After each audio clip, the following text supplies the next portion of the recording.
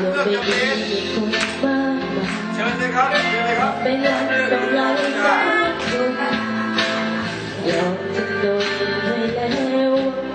ก็พอ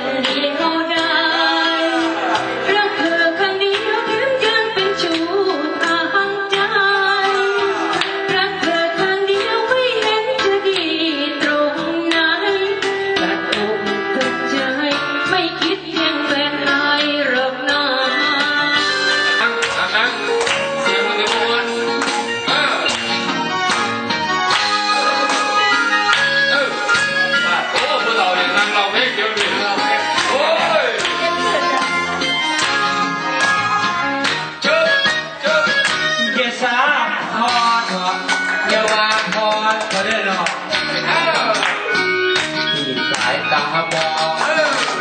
จ้องด้วยความเห็นดูคิดใจผู้เฒ่าเจ้าเขาสิวบ่แม่นหัวมือก็อยากหาโมแก้เหงามีแห้งแค่ดินมีน้องนั่งห่างกระเป๋าสตาร์โจกแกกเรื่อยบ่เศร้าได้จับได้บายมีความสุขวันเห็นหน้าเจ้าโลกเป็นของเราย้อนมีที่หลังตาวาลูกแต่มือลูกอยู่บ่เศร้าจะสาผู้เฒ่าเด้อคิดว่าสงสารชีวิตเหี่ยวก็ยังมีความต้องการอายุ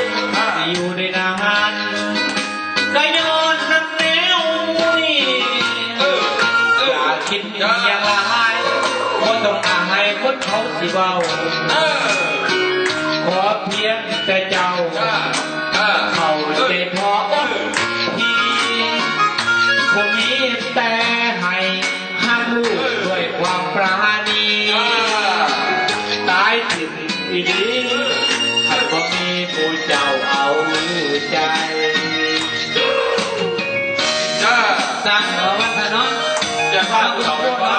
เขาก็สร้างก็มีคนกินหัวใจอยู่ทุกกันตัวอีกตัวพูดคนเต่าพอต้องแม่เป็นพ่อดิแม่เป็นคนเสียงจริงอัดไม่กินที่นุ่นยางต้องสร้างสรรค์กับน้องจุ่มแสงและน้องคุณสีด้วยลูกแต่มือลูกอยู่บนเสาเดี๋ยวจะสาผู้เฒ่าเด้อว่าสุขสารชีวิตเหี่ยวแต่ยังมีความต้องการอายุจะอยู่ได้นานก็ย้อนทำแล้วนี่อยากคิดอย่างไร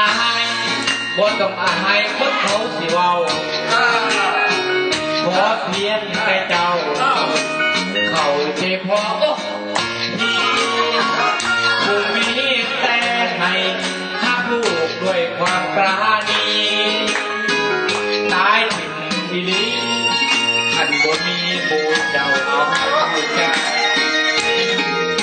อันนี้ร้องเพลงเพื่อชีวิตก็ดีขอนักวัวกันบ้างดิร้องเพลงเพื่อชีวิตของใครขอในก้นขึ้นมาเพลงเพื่อชีวิตของตนเอง